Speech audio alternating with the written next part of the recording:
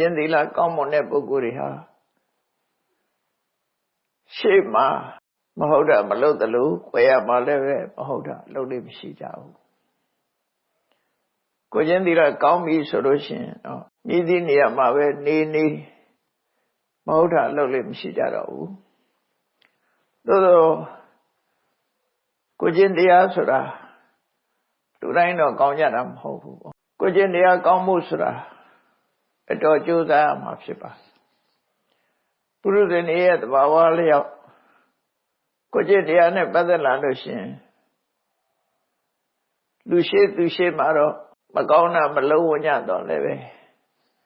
ကွယ်ရမှာတော့မကောင်းတာလှုပ်လိလှုပ်တာရှိကြတယ်ဆိုတာလောကကြီးမှာထင်ရှားနေတယ်မြတ်စွာဘုရားရဲ့ခုံတော်တစ်ခုထဲမှာအရဟံဆိုတဲ့ခုံတော်ကဗရမထူးခြားတယ်လို့ပြောမှာလောကမှာလူကြီးလူကောင်းဆိုတဲ့ပုဂ္ဂိုလ်တွေတောင်စိတ်ကြွယ်ရရောက်လို့ရှိရင်သူမသိအောင်မကောင်းတာတွေလုပ်တတ်ကြတယ်ပေါ့မြတ်စွာဘုရားမှာတော့စိတ်ကြွယ်ရမှရောက်တော့လဲမကောင်းမှုအကုသိုလ်ဆိုတာလုပ်တာမရှိဘူးတိတ်ဘုံမဟုတ်တာလုပ်တဲ့အလုပ်လုံးဝမရှိလို့အရဟစိတ်ကြွယ်ရ၌တောင်မကောင်းတာမလုပ်ဘူးဆိုတဲ့ခုံပေါ့အဲ့တော့ဒီကုံကိုကြည့်မယ်ဆိုလို့ရှိရင်အမှန်ပုဂ္ဂိုလ်တွေကစိတ်ကြွယ်ရတွေ့ပြီဆိုရင်မကောင်းတာလုပ်လို့လုပ်တာရှိတယ်ဆိုတာထင်ရှားတယ်အဲ့တော့ကိုချင်းသီလနဲ့ပတ်သက်လာလို့ရှိရင်တကယ်သူတော်စင်တွေကြတော့လောကမှာမကောင်းတာလုပ်ဖို့စိတ်ကြွယ်ရဆိုတာမရှိဘူးလို့သတ်မှတ်ထားတာဖြစ်တယ်အဲ့ဒီလိုသတ်မှတ်ထားလို့ရှိရင်မကောင်းတာလုပ်ဖို့နေရဆိုတာသူတို့မှမရှိကြဘူးစိတ်ကြွယ်ရဆိုတာသူတို့ရှာလို့မတွေ့ဘူးပေါ့ကိုချင်းတရားပြပြတဲ့ပုဂ္ဂိုလ်တွေကတော့စိတ်ကြွယ်ရဆိုတဲ့နေရာမှာသွားလောက်ကြတယ်လူအများစုကစိတ်ကြွယ်ရလို့ထင်ပြီးတော့မကောင်းမှုတွေကိုလုပ်ကြတယ်အဲ့ဒါနဲ့ပတ်သက်ပြီးအတွေးခေါ်တွေကမင်္ဂဘုတ်လို့တာပေါ့မြတ်စွာဘုရားဟောတဲ့တရားတွေမှာဆိုရင်နတ္ထိလောကေရဟောနာမလောကမှာစိတ်ကြွယ်ရဆိုတာမရှိပါဘူးတဲ့သို့သောလူတွေကစိတ်ကြွယ်ရလို့ထင်တယ်စိတ်ကြွယ်ရဆိုတာ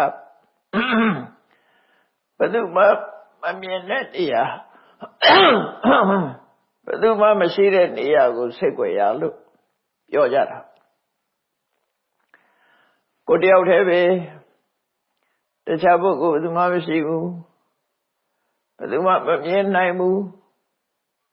ပတ်ဝန်းကျင်ကကိုယ်ကိုမမြင်နိုင်ဘူးဆိုတဲ့နေရာမျိုးကိုစိတ်ကြွယ်ရလို့ယူဆကြတယ်အဲ့တော့မြတ်စွာဘုရားကတော့နတ္ထိလောကေရဟောနာမလောကမှာစိတ်ကြွယ်ရဆိုတာမရှိဘူးတဲ့ဘယ်သူအတွက်လဲဆိုရင်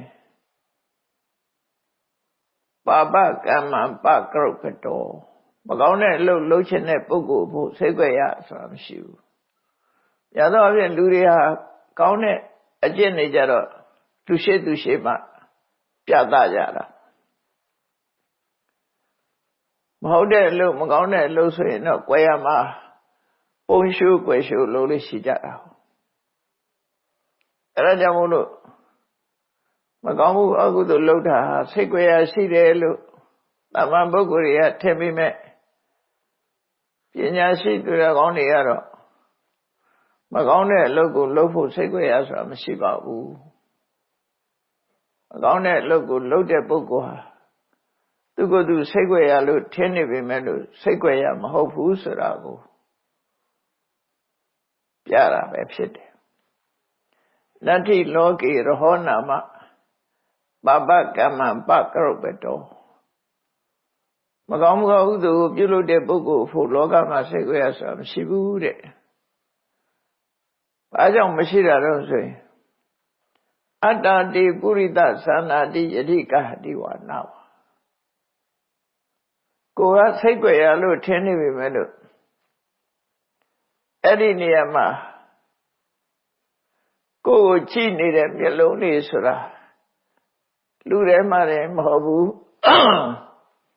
ကိုလှုပ်တာကိုမြင်နိုင်တဲ့နတ်တွေရှိတယ်ကိုလှုပ်တာကိုမြင်နိုင်တဲ့နတ်တွေရှိတယ်ကိုပတ်ဝန်းကျင်မှာကိုကမမြင်ရပေမဲ့ကိုကိုမြင်နေတဲ့ပုဂ္ဂိုလ်ရှိတယ်ပေါ့ဒါကြောင့်မို့စိတ်ကြွယ်ရဆိုတာမဟုတ်ဘူးနောက်ဆုံးမှာဘယ်သူမှမရှိဘူးဆိုတော့အတ္တတိပုရိသသာနာတိယတိကာတိဝနာဝကိုမဟုတ်တာလှုပ်တာကိုသိနေတဲ့လူတယောက်ရှိတယ်တဲ့အဲ့ဒါဘယ်သူလဲဆိုကိုယ်တိုင်ပဲသူများမသိဘူးလို့တော့ရှိကောင်းရှိမယ်အဲ့ဒီကိုလှုပ်တာကိုမသိဘူးဆိုတော့မရှိဘူးဒါကြောင့်မို့အတ္တတိပုရိသသာနာတိမင်းစိတ်ကြွယ်ရလို့ထင်မနေနဲ့ကိုလှုပ်တာကိုတော့သိနေတယ်အဲ့ဒီကိုသိနေခြင်းဟာစိတ်ကြွယ်ရမဟုတ်ခြင်းပဲဖြစ်တယ်လို့ဒီလိုအတွေးခေါ်နဲ့လောကမှာစိတ်ကြွယ်ရမရှိလို့မကောင်းမှုကောင်းမှုတို့လုပ်တဲ့အခါမှာစိတ်ကြွယ်ရတောင်းမှမလုပ်အောင်ရှောင်ရှားနိုင်ဖို့အရေးကြီးတယ်လို့ဆိုလိုတဲ့အဓိပ္ပာယ်ပဲဖြစ်တယ်။မြတ်စွာဘုရားရဲ့အရဟံဆိုတဲ့ဂုဏ်တော်ဟာ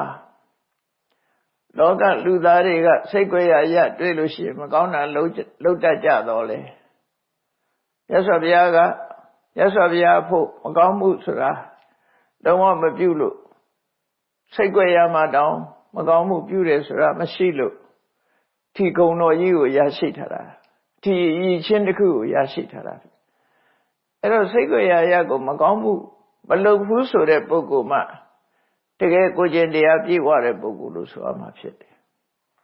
လုံးဝဖြူစင်တဲ့ပုဂ္ဂိုလ်လို့ပြောရမှာဖြစ်တယ်အဲ့တော့လောကလူသားတွေကလုံးဝဖြူစင်တဲ့ပုဂ္ဂိုလ်ဆိုတာအမှန်တမ်းရှားဖရာယဟန္တာမှသာလင်စိတ်ကြွယ်ရရောက်တဲ့အခါမကောင်းမှုအောင်ဆိုမလုပ်တာရှိနိုင်တယ်ကြံတဲ့ပုထုဇဉ်တွေကတော့လွတ်ကင်းမှုဆိုတာအမှန်တမ်းရှားတယ်ပေါ့မရှိဘူးတော့မဟုတ်ပုထုဇဉ်တွေကလည်းပဲအတွေ့အခေါ်မျှော်မြင်ရှိတဲ့ပုဂ္ဂိုလ်တွေအသိဉာဏ်ရှိတဲ့ပုဂ္ဂိုလ်တွေဟာစိတ်ကြွယ်ရမှမကောင်းမှုမလုပ်ကြဘူးစိတ်ကြအောင်နေတယ်လူရှိသူရှိမှမကောင်းတာမလုပ်သလိုစိတ်ကြွယ်ရမှလည်းပဲမကောင်းတာမလုပ်ကြဘူးဆိုတဲ့ပုဂ္ဂိုလ်တွေဟာပုရုษရဲ့တိုင်ဝိုင်းထဲမှာလည်းရှိတယ်အရိယာဖြစ်သွားရင်တော့လုံးဝဒါကင်းရှင်းသွားတယ်လို့ပြောမှာဖြစ်တယ်အဲ့တော့ကိုယ့်ကိုဘယ်လောက်ထိအောင်ကိုကျင့်တရားကောင်းတယ်လဲဆိုတာစမ်းသပ်ကြည့်ရမှာဖြစ်တယ်ကိုကျင့်တရားဘယ်လောက်ခိုင်ပါသလဲကိုဟာဘယ်လောက်စင်ကြယ်တဲ့ပုဂ္ဂိုလ်ဖြစ်တယ်လဲဆိုတာ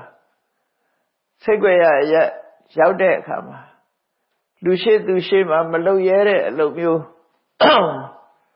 လုပ်နိုင်သလားလုပ်မိသလားလုပ်သလားလူရှိသူရှိမှမလုပ်ရတဲ့အလုပ်မျိုးကိုကြွယ်ရကြတော့လုပ်သလားလို့ကိုဆန်းစစ်ကြည့်ဖို့လိုတယ်ကိုစိတ်ကိုအကဲခတ်ကြည့်ဖို့လို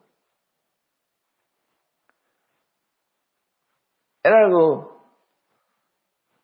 သီလဝိမန္တနာစဆိုတာ50ထဲမှာ350မြောက်မှာပါရှိတယ်ဒီဇာလေးကကိုကျင့်တရားခိုင်မာဖို့အတွက်တန်တင်ပြသဆုံးမပေးတဲ့စက်ကလေးဖြစ်လို့ဒီစက်ဖြစ်လို့ကိုကျင့်တရားအတွက်ကိုသင်္ကန်းစာယူပြီးတော့ပြုပြင်နိုင်တဲ့အနေအထားမျိုးရရှိနိုင်တယ်ပေါ့သင်္ကန်းစာဆိုတာယူပြီးကိုပြင်မှအကောင်းဆိုတာဖြစ်တယ်လောကလူတွေဟာကိုမပြင်သေးသမျှလူကောင်းမဖြစ်နိုင်ပါဘူးဆရာမိဘတွေကပြင်တယ်ဆိုတာဆရာမိဘတွေရှေ့မှာကောင်းနိုင်တော့လည်းပဲဆရာမိဘရှေ့မဟုတ်တဲ့အခါမှာအကျင့်စရိုက်တွေကပြန်ပြီးတော့နိုးထလာတတ်တယ်ပေါ့အဲ့တော့ကိုတကယ်သူတော်ကောင်းဖြစ်ပြီဆိုလို့ရှိရင်ကတော့ကိုဖို့မှာမဟုတ်တာလုပ်ဖို့စိတ်ကြွယ်ရဆိုတာမရှိဘူး အားလုံးဟာကိုယ်သိနေရင်ကိုယ့်ဟာကိုယ်သိက္ခာကိုရှက်ရွံ့နေမဟုတ်တာမလုပ်ဘူးလို့ဆိုတယ်ဟိရိဝတ္တပတရားတွေကိုယ့်ရင်ထဲမှာအပြည့်အဝရှိနေမယ်ဆိုရင်ကိုယ်ကျင်တရား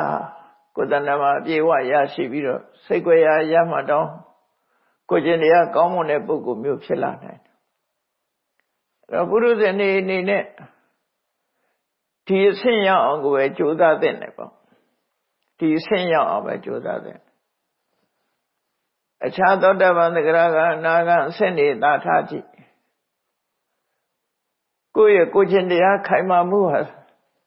စိတ်ကြွယ်ရာထိအောင်အာမခံချက်ရှိလားကိုယ့်ကိုစမ်းသပ်ပြီးတော့တိဆောက်ဖို့ခိုင်မာဖို့လေ့ကျင့်မှုအတ္တမရေးကြည့်တယ်ဒီဘဝမှာလေ့ကျင့်လိုက်မယ်ဆိုရင်ဘယ်ဘဝရောက်ကိုယ့်ရဲ့စိတ်ဓာတ်ခိုင်မာမှုဟာဖြစ်လာမှာပဲဖြစ်တယ်ဒီဘဝမှာမလေ့ကျင့်မှုဆိုရင်နောက်ဘဝတွေမှာဖြစ်လာဖို့ဆိုတာအမတမခဲတယ်ပါရမီဆိုတာကိုလုံးတဲ့မွန်မြတ်တဲ့အလုပ်ကိုအကြောင်းပြုပြီးတော့ခေါ်တာဒါဖြစ်တယ်ပါရမီဆိုတာပရမတ္တကမ္မံပါရမီလို့ဆိုတယ်မြင့်မြတ်တဲ့စိတ်နဲ့မှလုပ်လို့ရတာမြင့်မြတ်တဲ့စိတ်ရှိပြီဆိုရင်မြင့်မြတ်တဲ့အလုပ်ကိုလုပ်တော့တာပဲအဲ့ဒါပါရမီဖြစ်လာမှာပဲကောင်းတဲ့အကျင့်စရိုက်တွေကိုယ့်ကိုယ်လေးကသင်ယူပြီးတော့ကောင်းတဲ့အကျင့်စရိုက်တွေကိုကိုယ့်ရဲ့ထဲမှာတိဆောက်ကြရမှာဖြစ်တယ်စတင်မွေးမြူပြီးတော့တိဆောက်ရမှာဖြစ်တယ်ရသော်ဘုရားကသမဗုဒ္ဓံတရားဟောတဲ့အခါမှာအပိုင်းနှစ်ပိုင်းနဲ့ဟောတာဖြစ်တယ်မကောင်းတဲ့အကျင့်စရိုက်တွေကိုမလုံးမိအောင်ထိမ့်သိမ်းရှောင်ရှောင်မယ်စောင့်စည်းရမယ်စောင့်စည်းရတဲ့နဲ့တတိလက်လွတ်ပြီးတော့လုံးမိတယ်ဆိုရင်လည်းအလင်းအမြန်ဖယ်ရှားဖို့ရှောင်ကျဉ်ဖို့ဆိုတာကြိုးစားရမယ်မကောင်းတဲ့ဘက်ကနှစ်ခုမကောင်းတာမလုပ်ဖြစ်အောင်ကြိုးစားရမယ်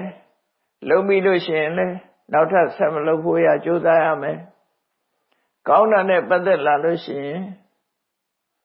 ကောင်းတဲ့အမှုလုပ်ဖြစ်အောင်ကြိုးစားရမယ်လုပ်ဖြစ်ပြီးလို့ရှိရင်လည်းအချိန်ချင်းထပ်လုပ်ဖို့ကြိုးစားရမှာဖြစ်တယ်ဒါကိုပဲသမ္မာဝါယာမမင်္ဂန်နဲ့ကျုပ်ပန်းအထုံမှုတနည်းအားဖြင့်တမ္ပပဌာနသမ္မာပဌာန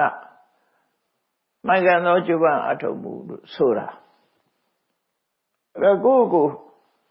သမ္မာပဌာနလို့ခေါ်တဲ့မင်္ဂန်နဲ့ကျုပ်ပန်းအထုံမှုနဲ့အကုသိုလ်တွေကိုဖယ်ရှားလို့ကုသိုလ်တရားတွေဖြစ်ပေါ်ကြိုးစားခြင်းဖြင့်သူတော်ကောင်းအဖြစ်ကိုရယူနိုင်တာပေါ့အဲ့လိုမဟုတ်လို့ရှိရင်လူတွေရဲ့အကျင့်စရိုက်တွေဟာအမြဲတမ်းမိမိတဏ္ဍာမှာကျိုးဆွဲသလိုအညစ်အကြေးတွေဟာချွတ်လို့မရအောင်ဆွဲထင်နေတတ်တယ်အဲ့လိုဆွဲထင်ရနေရအောင်ကြိုးစားအထောက်ကြမှာဖြစ်တယ်ဒီသီလဝိမန္တနာဆိုတဲ့စတ္တမှာကိုကျင့်တရားကိုစမ်းသပ်တဲ့ဇာတ်လမ်းလေးတစ်ပုဒ်ဖြစ်တယ်ပေါ့ကိုကျင့်တရားကိုဘလောက်ကောင်းသလဲဆိုတာစမ်းသပ်တာ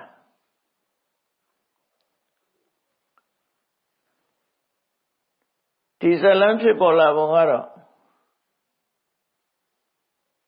မြတ်စွာဘုရားကသာဝတိမြို့စေရွန်ကျောင်းမှာသရင်သုံးနေတဲ့အချိန်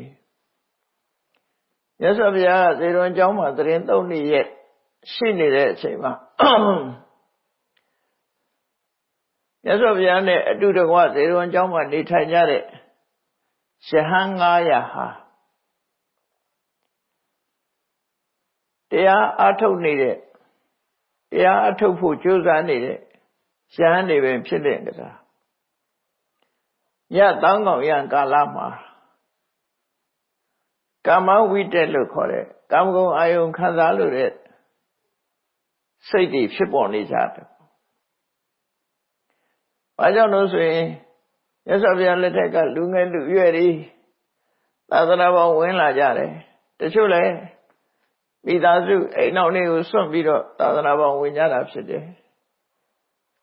အဲ့လိုဝင်လာတဲ့ပုဂ္ဂိုလ်တွေဟာကာမဝိတ္တလို့ဆိုတာလူဘဝတုန်းကကြုံတွေ့တာတွေကိုပြန်ပြီးတတိယပြီးတော့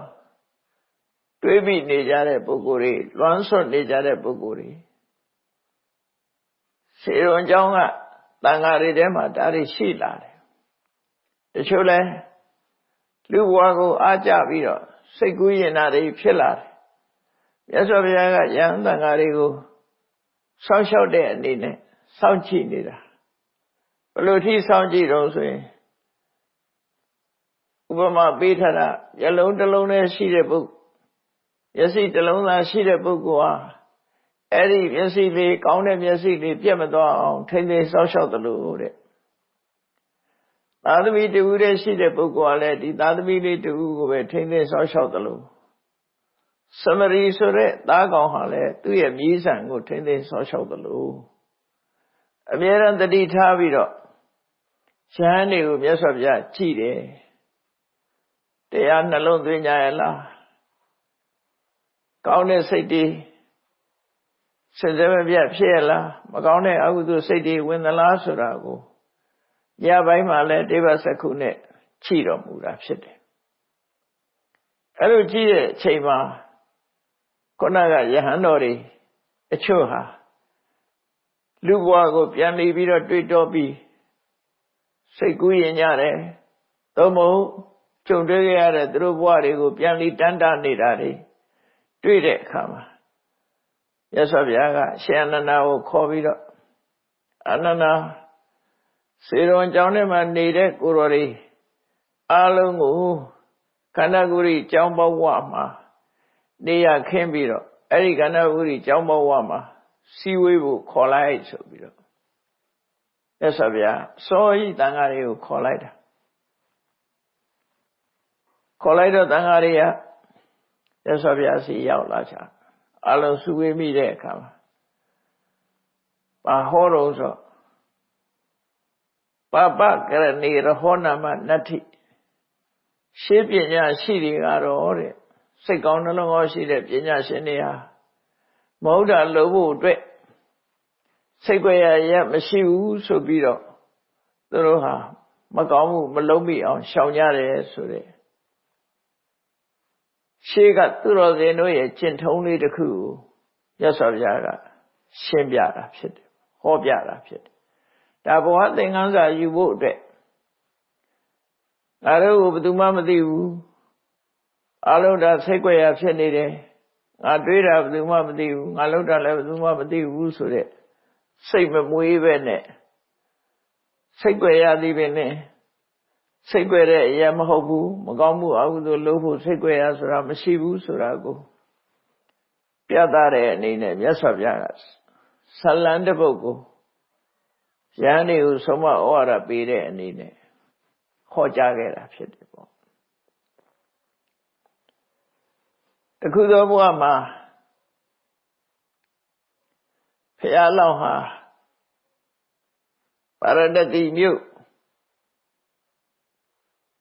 ပြမနာလူမျိုးထဲမှာသွားပြီးတော့ဖြစ်တယ်အဲ့တော့ပြမနာလူမျိုးဖြစ်တဲ့အခါကျတော့အဲ့ဒီပါရဒတိပြည်မှာလည်းပဲလူငယ်လူရွယ်တွေကိုပညာသင်ပေးတဲ့ထိတာပါမောက္ခဆိုတဲ့ဆရာရှိတယ်ထိတာပါမောက္ခဆိုတာပေရက်ကလာအဲ့ရလေးမျက်နှာရဲ့ဆရာကြီးဆိုတဲ့အဓိပ္ပာယ်ပေါ့နော်အဲ့ရလေးမျက်နှာမှာလာတဲ့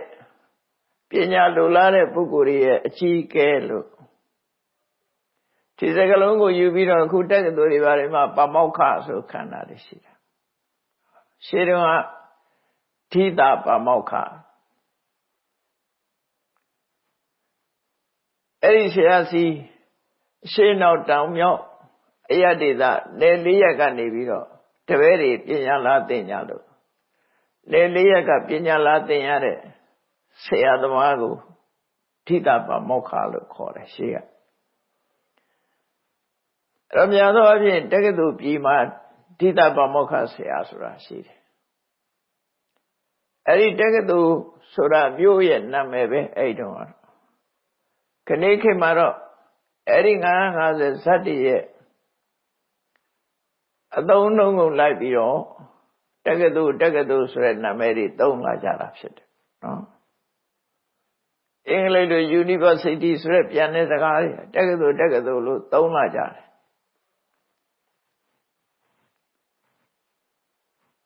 950ဇတ်တိရဲ့မြန်မာနိုင်ငံမှာဩဇာတက်ရောက်မှုလို့ဆိုရမှာဖြစ်တယ်ပညာမျိုးစုံသင်တဲ့နေရာကိုတက္ကသိုလ်လို့ခေါ်တာတက္ကသိုလ်ဆိုတာမြို့ရဲ့နာမည်အခုဒီဇာလန်းမှာတော့ဗာရာဏသီမြို့မှာထိတပမောက္ခဆရာကြီးရှိတယ်ဆိုတော့ဗာရာဏသီမြို့မှာလည်းပဲဒီလိုပညာသင်ကြားပေးတဲ့ဆရာရှိတယ်လို့ဗာရာဏသီမြို့ကထိတပမောက္ခဆရာထံမှာသူတို့ပညာသင်နေကြတယ်အဲ့လိုပညာသင်တဲ့အချိန်မှာဖះလောင်းနေဆိုတာကျိုးစားအထောက်မှုနဲ့အသိဉာဏ်ထက်မြက်မှုမှာသူများတဲ့သားတယ်ဘာလို့တာရတော့ဆိုတော့သူတို့ကဘယ်ကိစ္စပဲဖြစ်ဖြစ်လုံလဝိရိယသူများတဲ့သားတယ်သူများတဲ့ဆန္ဒရှိတယ်ဆန္ဒကြီးတယ်ဝိရိယကြီးတယ်အဲ့ဒါကြောင့်မို့သားတယ်လို့ပြောတာနော်အဲ့တော့သားတဲ့ပုဂ္ဂိုလ်တွေကခဏခေတ်မှလည်းရှိတာပဲဘယ်ကိစ္စပဲဖြစ်ဖြစ်ဥစည်းဆောင်ရွက်ပြီးလုပ်ကိုင်တဲ့ပုဂ္ဂိုလ်တွေရှိတယ်လေနောက်လိုက်တွေရှိသလိုဥဆောင်ပြီးတော့လှူရှားတဲ့ပုဂ္ဂိုလ်တွေရှိတာတော့ခေါင်းဆောင်လုပ်တတ်တဲ့ပုဂ္ဂိုလ်တွေပေါ့ဘုရားလောင်းကလည်းအဲ့ဒီမှာသူကပညာသင်တဲ့ကျောင်းသား900ထဲမှာသူ့အပါဝင်ဖြစ်တယ်အဲကျောင်းသား900ထဲမှာသူကဆရာရဲ့လက်ထောက်အနေနဲ့ပညာသင်ကြားနေထက်ထက်မြက်မြက်ကြိုးစားတယ်ပညာရေးကြိုးစားအထောက်တယ်အဲ့ဒီဆရာကြီးမှာအရွယ်ရောက်တဲ့သမီးပြူတယောက်ရှိနေတော့ဆရာကစဉ်းစားတယ်သမီးရှင်ဆိုတာအရွယ်မလင့်ခင်အင်တော်ရသားချပေးဖို့စဉ်းစားတာရှိကြတယ်ပေါ့နော်အိန္ဒိယနိုင်ငံမှာဆိုရင်ပို့ပြီးတော့ဒီကိစ္စတွေကရှိမှညတယ်ပေါ့ဒါမို့အိန္ဒိယကနေခေတ်သူတို့ရဲ့ဒလိတုံးတန်းစင်လာရဆိုလို့ရှင်သားယောက်ျားလေးမွေးတဲ့ပုဂ္ဂိုလ်ကအေးစိတ်ပဲစိတ်ပူစရာမရှိဘူးသမီးမင်းကလေးတွေမွေးထားတဲ့မိဘတွေကတော့အမတမသူတို့ဟာစိတ်ပူစရာတွေဖြစ်ကြတယ်စိတ်ပူစရာဖြစ်ကြတယ်အခုလည်းဒီသဗ္ဗမောက္ခဆရာကြီးကသမီးလေးတယောက်ရှိတော့ဒီသမီးလေးအိမ်တော်ရဲ့သားချပေးဖို့သူ့မှာလူရွေးရတော့မှဖြစ်တယ်ပေါ့အရွယ်ရောက်လာပြီဆိုတော့လူရွေးရသူ့မှာတပည့်ကျောင်းသားတွေ900တောင်ရှိတယ်အဲ့ဒီမဲ့ဥစည်းကောင်းဆောင်လုပ်နေတဲ့လက်ထောက်တပည့်တွေပညာတော်တဲ့တပည့်တွေရှိတယ်သို့တော့ပညာတော်တိုင်းကိုကျင့်တရားကောင်းကြမှာကောင်းတာဒါကြောင့်မို့ကိုကျင့်တရားကောင်းတဲ့ပုဂ္ဂိုလ်ရွေးချယ်ဖို့ဆရာကြီးကစိတ်ကူးရတယ်သူစိတ်ထဲမှာအကျင့်သီလကောင်းတဲ့ပုဂ္ဂိုလ်စာရိတ္တကောင်းတဲ့ပုဂ္ဂိုလ်ငါသမီးနဲ့လက်ထပ်ပေးမယ်ဆိုပြီးရှိရွယ်ချက်နဲ့ဆရာကြီးကတပည့်တွေကိုခေါ်လိုက်တယ်ခေါ်ပြီးတော့အကျိုးကြောင့်ပြောတယ်ငါတပည့်တို့တဲ့ငါသမီးကလည်းအရွယ်ရောက်နေပြီတဲ့ငါသမီးကိုအိမ်တော်ရဲ့သားချပေးခြင်းတယ်ဝိဝါဟလို့ခေါ်တယ်မိဘတွေကသုံးရင်ဝိဝါဟလို့သုံးရ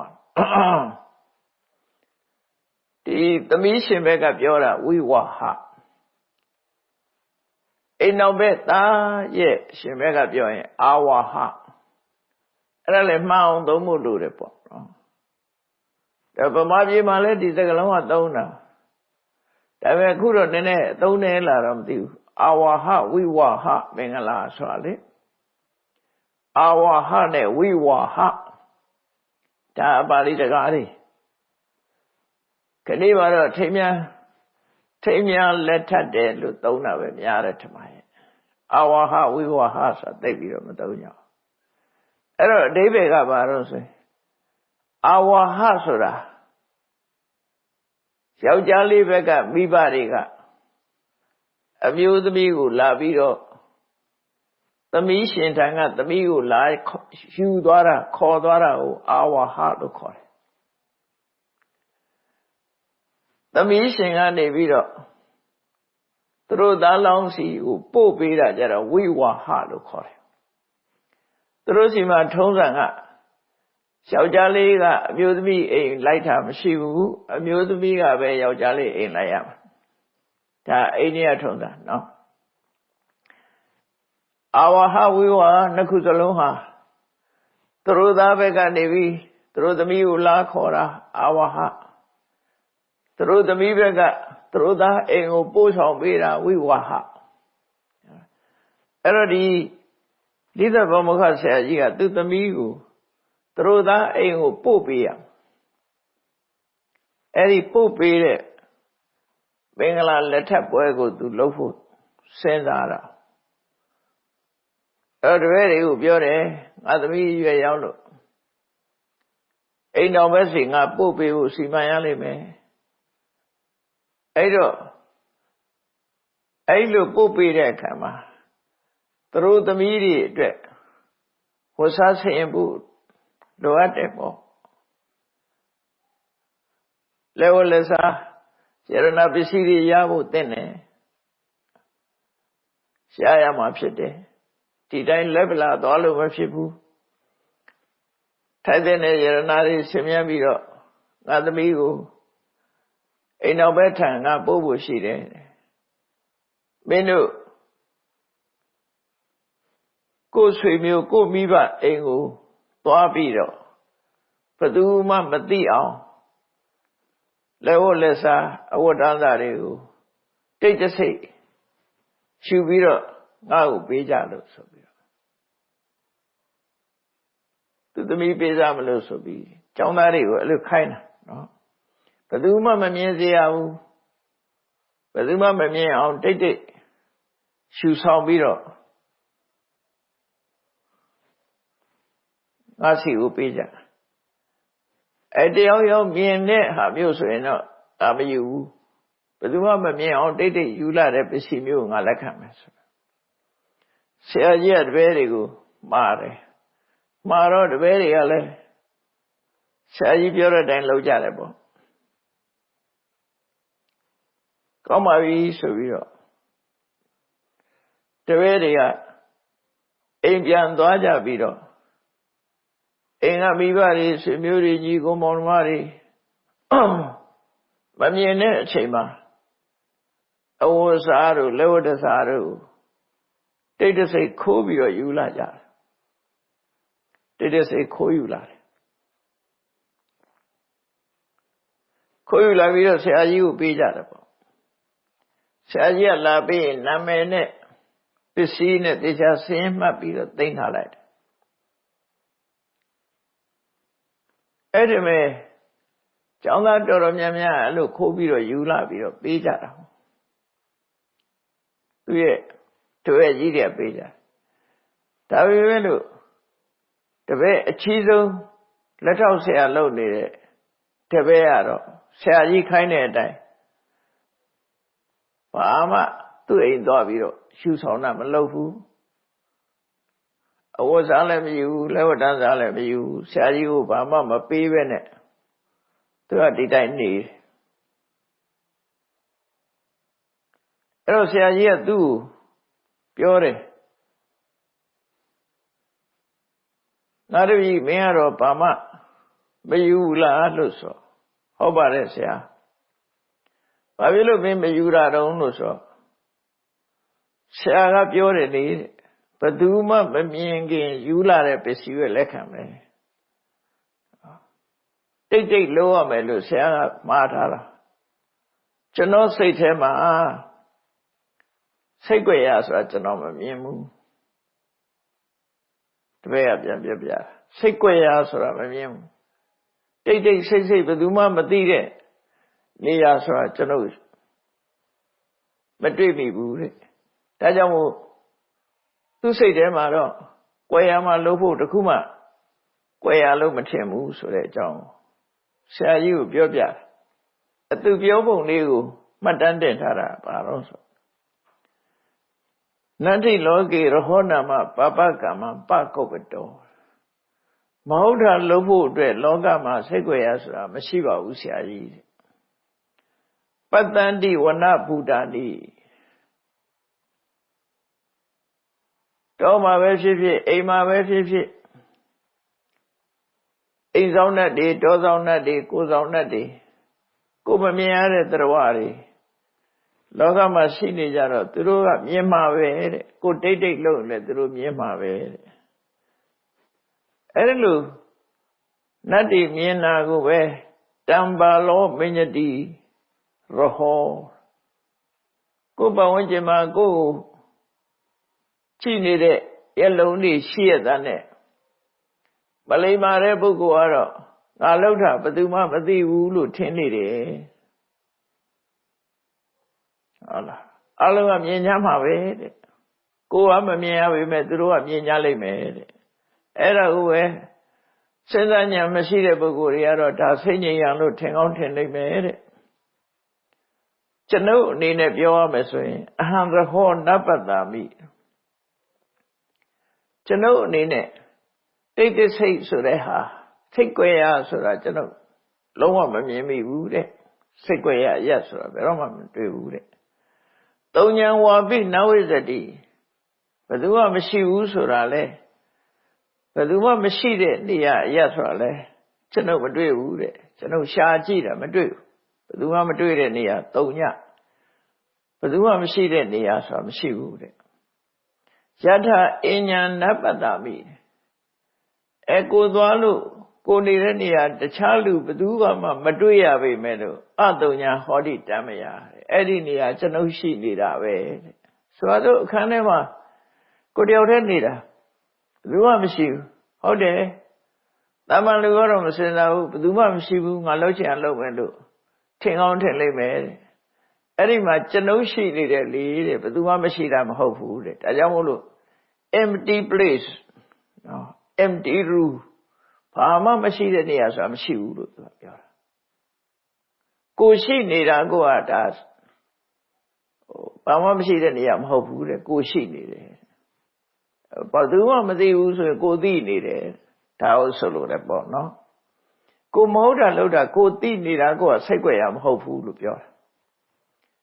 ကိုတယောက်တည်းနေတာမို့ဘယ်သူမှမမြင်ဘူးလို့ထင်ကောင်းထင်နိုင်မယ်တဲ့ဘယ်သူမှမမြင်ကိုမြင်တယ်ပေါ့ကိုမမြင်တဲ့အိမ်ဆောင်တတ်တွေတောဆောင်တတ်တွေကျောင်းဆောင်တတ်တွေဒီလိုဟာတွေကလည်းရှိနိုင်တယ်အဲ့ဒါတွေမရှိဘူးဆိုတော့ကိုလို့တာကိုသိနေတယ်ကိုလို့တာကိုမြင်နေတယ်ဒါကြောင့်မို့သူ့ရင်ထဲမှာဆရာကြီးကပြောတော့ဘယ်သူမှမမြင်အောင်ယူခဲ့လို့ပြောတော့ဘယ်သူမှဆိုတဲ့တဲမှာကျွန်ုပ်လည်းပါတယ်ကျွန်ုပ်မမြင်အောင်ယူလို့မှမရဟုတ်ခိုးတဲ့လူကိုယ်တိုင်ကမြင်နေတယ်လေဘယ်သူမှမမြင်အောင်ယူဖို့ဆိုတာလောကကြီးမှာမဖြစ်ဘူးဘယ်သူမှမသိအောင်လုပ်ဖို့ဆိုတာကိုသိနေတယ်အဲ့ဒါလို့ဒီတပည့်အကြီးဆုံးဆရာလက်ထောက်ကနေပြီးတော့ဆရာကြီးကိုဒီလိုရှင်းပြဆရာကြီးကိုရှင်းပြတဲ့အခါကျတော့ဆရာကြီးကသူပြောတာဆိုတာသူ့ရဲ့တွေးတောရှုဆပုံတွေကိုကြည့်ပြီးတော့ရှင်းတတ်တဲ့ဆရာကြီးရှင်းတတ်ပြီးတော့ငါတပည့်ငါအိမ်မှာငါသမီးအိမ်တော့ချဖို့ပစ္စည်းဥစ္စာမရှိတာမဟုတ်ပါဘူးတဲ့ငါအိမ်မှာအပြည့်စုံရှိပါတယ်ဟုတ်တာပေါ့တပည့်တွေပညာသင်ကြားပေးနေတဲ့ဆရာကြီးပဲအဲ့တော့သူ့အိမ်မှာဒီသမီးတယောက်ဆင်မိုးရအတွက်ကတော့ငွေကြေးတနာလုံလောက်ရှိပါတယ်ဒါပေမဲ့လို့ငါသမီးနဲ့ပေးစားဖို့ပုဂ္ဂိုလ်ဟာကိုချင်းတရားကောင်းတဲ့ပုဂ္ဂိုလ်ဖြစ်ဖို့လိုတယ် ကိုချင်းတရားကောင်းတဲ့ပုဂ္ဂိုလ်လောကကြီးမှာ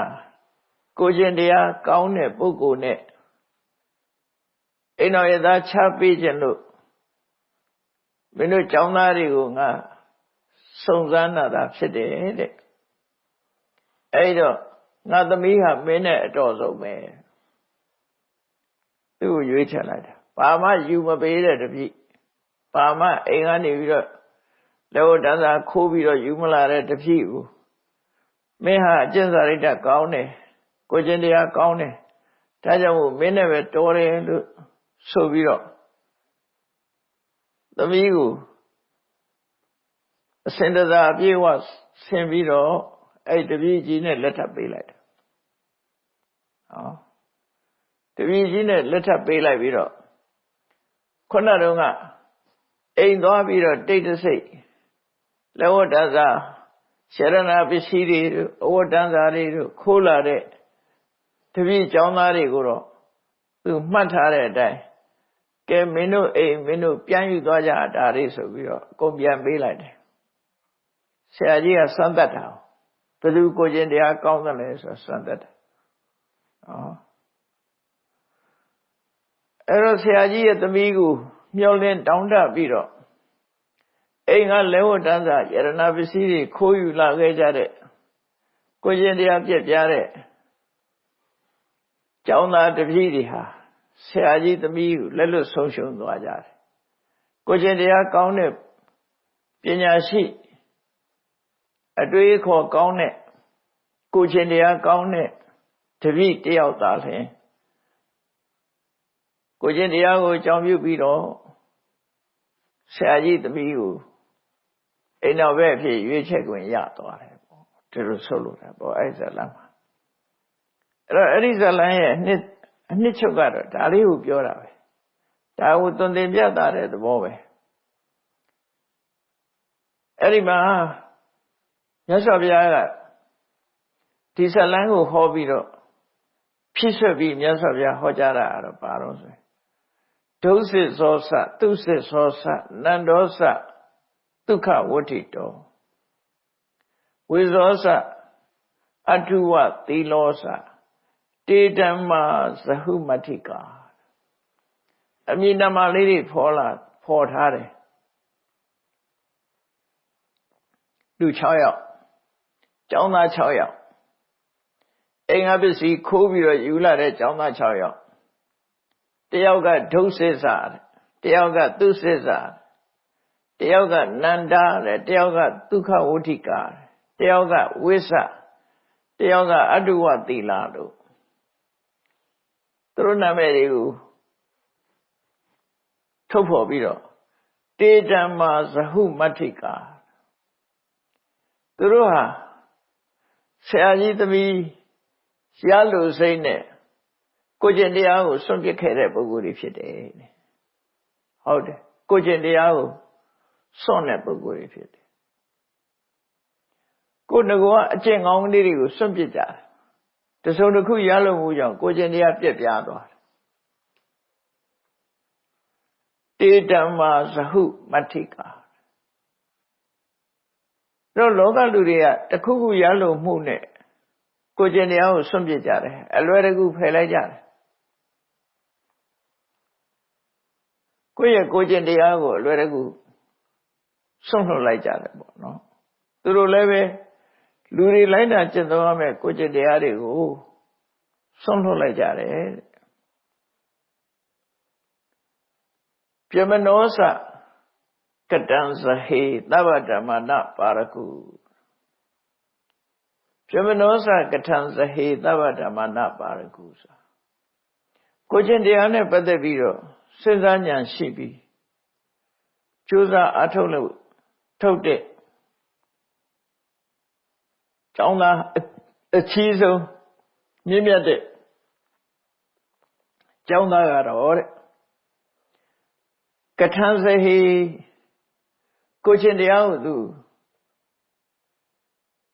ဆရာကြီးတပည့်ကိုရလို့ရေးအတွက်နဲ့ကိုကျင့်တရားကိုသူအပြတ်မခံကိုကျင့်တရားကိုမစွန့်လွတ်ဘူးလို့ဆိုတော့ယောဓမ္မမနုပါလေတိ ကိုကျင့်တရားကိုသူထိမ့်သိမ့်နိုင်တယ်ကိုကျင့်တရားကိုဘာနဲ့မှမလဲဘူးလို့ဆိုလို့အဲ့တော့လောကလူတွေကကိုကျင့်တရားနဲ့ငွေဆိုရင်ငွေနောက်လိုက်တယ်ကိုကျင့်တရားကိုဖယ်လိုက်ပြီးတော့ငွေနောက်လိုက်တယ်ကိုကျင့်တရားနဲ့ယာဓုဆိုရင်လည်းယာဓုနောက်လိုက်တာကိုကျင့်တရားနဲ့အခွင့်အရေးဆိုရင်လည်းအခွင့်အရေးနောက်လိုက်တယ်ကိုရှိတဲ့ကိုကျင့်တရားကိုအလွယ်တကူဆွန့်လွတ်ပြီးတော့လက်တလောရရှိလာနိုင်တဲ့ငွေကြေးဒနာအတွက်ဖြစ်စေကြော်ကြားမှုအတွက်ဖြစ်စေခွင့်ရေးအတွက်ဖြစ်စေအဲ့ဒါတွေအတွက်သူတွေကလိုက်ပြီးတော့လုံးလေးရှိကြတယ်တဲ့ဒါလောကရဲ့သဘာဝထိတိမသစ္စာနိကမောကိုကျင့်တရားနဲ့ပတ်သက်ပြီးတော့အခိုင်အမာစိတ်ဓာတ်ခိုင်မာတဲ့ပုဂ္ဂိုလ်လုံလဝိရိယရှိတဲ့ပုဂ္ဂိုလ်ကိုကျင့်တရားကိုတန်ဖိုးထားတဲ့တည်ကြည်ခိုင်မာတဲ့ပုဂ္ဂိုလ်မျိုးထိတိမာသီလကိုဆောင်ထိန်တဲ့နေရာမှာကျူပန်အထုတ်တယ်ကိုကျင့်တရားကိုတန်ဖိုးထားတယ်ကိုကျင့်တရားနဲ့ပတ်သက်တဲ့ခိုင်မာတယ်ဆိုတဲ့အဲ့ဒီပုဂ္ဂိုလ်မျိုးသစ္စာနိဂမောတကယ်ကိုသဘာဝအစစ်မှန်ဖြစ်တဲ့ကိုကျင့်တရားကိုသာလဲကြိုးစားအထုတ်တဲ့ပုဂ္ဂိုလ်မျိုးအဲ့တော့ကိုယ့်ရဲ့အကျင့်စရိုက်ကိုဘာနဲ့မှမလဲဘူးလို့ဆိုလို့တယ်ကိုယ့်ရဲ့ကိုကျင့်တရားကိုဘာနဲ့မှမလဲဘူးဝေကျေးနဲ့လည်းမလဲဘူးယာဓုနဲ့လည်းမလဲဘူးကြော်စောမှုနဲ့လည်းမလဲဘူးဘာနဲ့မှမလဲတဲ့ပုဂ္ဂိုလ်မျိုးအဲ့လိုခိုင်မာတဲ့ပုဂ္ဂိုလ်မျိုးဟာတဲ့ဘာလို့တလဲဆိုရင်ဓမ္မကိုသာလဲအခိုင်မာကိုယ့်ရင်ထဲမှာခိုင်မြဲအောင်ထိမ့်သိဆော့ဆော့တယ်ရသော်ဘုရားကဒါကိုဖြစ်ဆက်ပြီးတော့ဟောလိုက်တဲ့စကားပဲခုနတုန်းကခေါင်းဆောင်လုပ်တဲ့မကောင်းမှုအကုသိုလ်စိတ်ကြွယ်မှာမလုပ်တဲ့အကြီးဆုံးကြောင့်သားကနတ္ထိလောကေရဟောနာမပပကမ္မပကုပ္ပတောပတ္တတိဝနဗုဒ္ဓတိတံပါလောမညတိစနောမညတိရဟောမကောင်းမှုလုပ်တဲ့ပုဂ္ဂိုလ်လောကမှာစိတ်ကြွယ်မရှိဘူးတဲ့ကိုယ်ပတ်ဝန်းကျင်ကတတ်တယ်ကိုမြင်နိုင်တယ်တဲ့ဒါပေမဲ့လို့စဉ်းစားဉာဏ်ရှိတဲ့ပုဂ္ဂိုလ်ကဒါကိုစိတ်ကြွယ်ရလို့ထင်နေတာတဲ့သူ့အနေနဲ့ကတော့အာရဟောနပတ္တမိစိတ်ကြွယ်ရဆိုတာသူမမြင်ပါဘူးသုံးဉာဏ်ဝါပိနဝိဇ္ဇတိဘယ်သူမှမရှိတဲ့နေရာဆိုတာလည်းမရှိပါဘူးတဲ့ကိုယ်ကနေဘယ်သူ့ကိုမှမတွေ့ရပေမဲ့ကိုယ်တိုင်ရှိနေသည့်အတွက်ကြောင့်စိတ်ကြွယ်ရမဟုတ်ပါဘူးလို့ဒါသူ့အတွေ့ရအဲ့လိုတွေးပြီးမကောင်းမှုအကုသိုလ်ရှောင်တယ်ဆိုတော့ဆိုလိုရင်းကတော့ကိုကျင့်တရားကိုဘာကိစ္စနဲ့မှမစွန့်လွတ်တဲ့အနေအထားမျိုးရသော်ဗျာသွန်သင်ဆုံးမပေးတာလားဖြစ်တယ်ပေါ့အဲ့တော့ဘုန်းကြီးတို့တွေလည်းကိုကျင့်သုံးရတဲ့ကိုကျင့်တရားရဲ့တန်ဖိုးကိုထားပြီးတော့ဘယ်အရာနဲ့မှမလဲပဲနဲ့ကိုကျင့်တရားပေါ်မှာအခိုင်အမာယက်တည်ဖို့လေ့ကျင့်ကြရမှာဖြစ်တယ်လေ့ကျင့်ရမယ်ကိုကျင့်တရားတွေကိုတန်ဖိုးထားလို့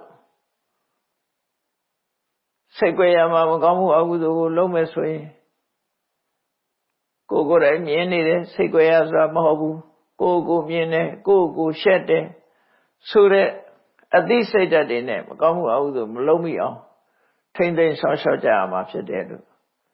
ဒီသီလဝိပဿနာဆက်ကဒီသင်္ကန်းစာကိုပေးတာပဲဖြစ်တယ်ပေါ့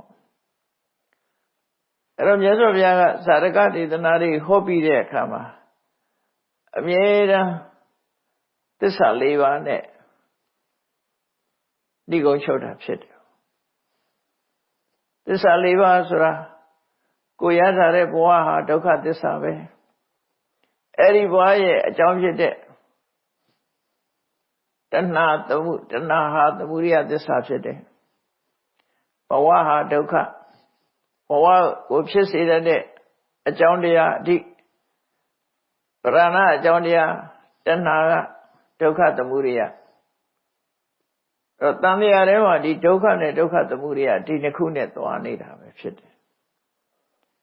အဲ့ဒီဒုက္ခအဆုံးသတ်တဲ့နေရာကတော့និရောဓဥပိ္ပဏအပ္ပဝတ္တိဘဝနဲ့ဘဝတဏှာဘဝနဲ့ဘဝကိုဖြစ်စေတတ်တဲ့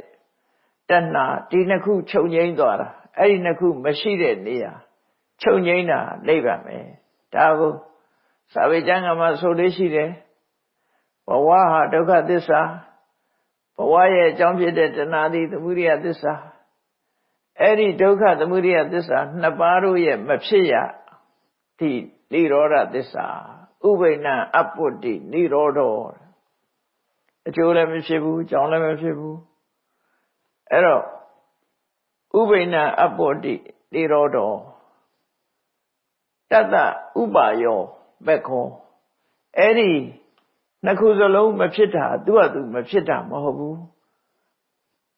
အကြောင်းတရားကိုကြိုးစားအထုတ်လို့မဂ္ဂင်၈ပါးကိုကြိုးစားအထုတ်လို့မဂ္ဂင်၈ပါးဆိုတဲ့အကျင့်တရားကိုကျင့်သုံးသည့်အတွက်ကြောင့်အကြောင်းကိုပယ်ပြီးတော့အကျိုးပါပြတ်သွားတာအကြောင်းကုန်လို့အကျိုးကုန်သွားတာအဲ့ဒါကမဂ္ဂသစ္စာလို့အဲ့တော့ဘဝနဲ့ပတ်သက်ပြီးတော့ဒီသစ္စာ၄ပါးနဲ့ခွဲခြားသတ်မှတ်ရမှာဖြစ်တယ်ခွဲခြားသတ်မှတ်ဖို့ကိုယ်အကျမ်းမြင်ဖို့ကိုယ်အကျမ်းမြင်သတ်မှတ်ထားရင်ဟုတ်လားကိုရထားတဲ့ဘဝဟာဒုက္ခရထားတာအဲဒုက္ခရဲ့အကြောင်းဟာတဏှာဖြစ်တယ်အဲ့ဒါဒုက္ခနဲ့ဒုက္ခသမုဒိယနှစ်ခုကိုသိခြင်းပဲဒီသိခြင်းဟာအမှန်ကန်သိခြင်းဖြစ်လို့သစ္စာလို့ခေါ်တယ်တကယ်သိတယ်မှန်တယ်တကယ်အမှန်တရားဖြစ်လို့သစ္စာအဲ့ဒီနှမျိုးစုံမဖြစ်ဘူးဆိုတာនិရောဓဒါလည်းအမှန်ပဲအဲ့ဒီအမှန်ဆိုတဲ့និရောဓကိုရောက်ကြောင်းအကျင့်ကတော့မဂ္ဂင်၈ပါးအကျင့်တရားပဲဖြစ်တယ်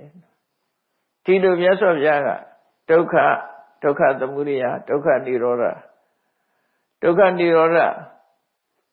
ကာမိနိပฏิပဒါဆိုတဲ့သစ္စာ၄ရပ်အဆုံးသတ်ပြီးတော့ခုနယဟန်900ကိုဆုံးမတော်မူတာဖြစ်တယ်ပေါ့ကာမဝိတ္တိကြံတွေးနေကြတဲ့ကိုယ်တော်တွေကိုဒီဇလန်းနဲ့သင်္ကန်းစာပေးပြီးတော့မြတ်စွာဘုရားကိုကျင့်တရားအတွက်ငါတို့ဟာဘယ်သူမှမသိဘူးဆိုတဲ့အနေနဲ့မကောင်းတဲ့အတွေးတွေတောင်မတွေးသင့်ဘူးကိုယ်ရင်ထဲမှာမကောင်းတဲ့အကုသိုလ်တွေမဖြစ်အောင်ကျင့်သုံးလိုက်တာဖို့မြတ်စွာဘုရားကဆုံးမသွန်သင်တဲ့အခါအဲ့ဒီယဟန်တော်တွေဟာအလုံးမြတ်စွာဘုရားရဲ့ပံ့ပိုးကူညီမှုနဲ့အသိဉာဏ်နဲ့ပွင့်လင်းပြီးတော့အလုံးယဟန္တာဖြစ်သွားကြတယ်တဲ့ယဟန္တာဖြစ်ရောက်သွားကြတယ်မြတ်စွာဘုရားကဒီစာရကဟောတဲ့အခါတိုင်းစာရကဟောတဲ့အခါမှာတကယ်အဖြစ်ပြက်ဟာဘယ်တော့မှအဖြစ်ပြက်ပဲဖြစ်ဖြစ်ကိုယ်တိုင်ပါဝင်တဲ့အဖြစ်ပြက်တွေဖြစ်လို့အဲ့ဒီတုန်းကဓိတပမောက္ခဆရာဆိုတာတဲ့အခုသာရိပုတ္တရာပဲ